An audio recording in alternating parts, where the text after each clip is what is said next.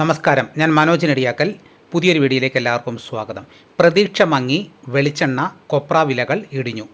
ഏലത്തിന് demand, റബ്ബറിന് മുന്നേറ്റമില്ലാതെ. ആഗോള വിപണിയിൽ crude ഓയിലിന് നേരിട്ട തളർച്ച കൃത്രിമ റബ്ബർ വിലയിൽ പ്രതിഫലിച്ചു. രാജ്യാന്തര മാർക്കറ്റിലെ പുതിയ മാറ്റത്തിനിടയിൽ വ്യവസായികൾ സ്വാഭാവിക റബ്ബർ സംഭരണം കുറച്ചത് ഏഷ്യൻ മാർക്കറ്റുകളിൽ മ്ലാനത പരത്തി. റെഡി മാർക്കറ്റായ ബാങ്കോക്കിൽ ഷീറ്റ് വിലയിൽ നേരിയ കുറവ് ദൃശ്യമായെങ്കിലും അവധി വ്യാപാരത്തിൽ ഉൽപ്പന്നം മികവിലാണ്. ഇതിനിടയിൽ കാലാവസ്ഥ അനുകൂലമാകുന്നതിനാൽ ഏഷ്യൻ രാജ്യങ്ങളിൽ റബ്ബർ ടാപ്പിംഗ് രംഗം ജൂണിൽ സജീവമാക്കുമെന്നത് ഷീറ്റ് വിലയിൽ സമ്മർദ്ദം ഉളവാക്കാം. വിൽപ്പനക്കാരുടെ അഭാവം മൂലം കേരളത്തിൽ 4ാം ഗ്രേഡ് 250 രൂപയിൽ വ്യാപാരം നടന്നു.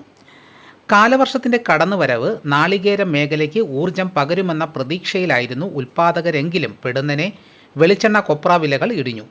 കൊച്ചിയിൽ എണ്ണയ്ക്ക് 200 രൂപയും കൊപ്രയ്ക്ക് 100 രൂപയും കുറഞ്ഞപ്പോൾ കാങ്കയത്ത് കൊപ്ര വില 250 രൂപ ഇടിഞ്ഞ് 13,050 രൂപയായി. മില്ലുകാർ ചരക്ക് സംഭരണത്തിന് താൽപ്പര്യം കാണിച്ചില്ല. അതേസമയം മാസാരംഭം അടുത്ത സാഹചര്യത്തിൽ എണ്ണ വിപണി ചൂടുപിടിക്കുമെന്ന കണക്ക് കൂട്ടലിലാണ് മില്ലുകാർ. ഉൽപ്പാദന മേഖലയിൽ നടന്ന ഏലക്ക ലേലത്തിൽ ചരക്ക് വരവ് കുറഞ്ഞു. ആകെ 15,276 കിലോഗ്രാം ഏലക്ക വന്നതിൽ 14,637 കിലോയും ആഭ്യന്തര വിദേശ ഇടപാടുകാർ സംഭരിച്ചു. ഉത്തരേന്ത്യൻ സ്റ്റോക്കിസ്റ്റുകൾ വരും മാസങ്ങളിലെ ഉത്സവ ഡിമാൻഡ് മുന്നിൽ കണ്ട് പരമാവധി ഏലക്ക ശേഖരിക്കുന്നുണ്ട്.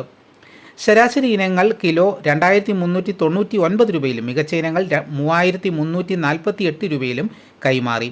അപ്പോൾ ഇതാണ് ഇന്നത്തെ വിപണി വിശേഷങ്ങൾ. ഇതോടുകൂടി വീഡിയോയുടെ പൂർണ്ണമാകുന്നു. എല്ലാവരും ഒന്ന് ലൈക്ക് സപ്പോർട്ട് ചെയ്യണം. ആദ്യമായിട്ടാണ് ഈ ചാനൽ കാണുന്നതെങ്കിൽ സബ്സ്ക്രൈബ് ചെയ്യാൻ മറക്കരുത്. നിങ്ങളുടെ അഭിപ്രായങ്ങൾ കമൻറ്റായിട്ട് രേഖപ്പെടുത്തണം.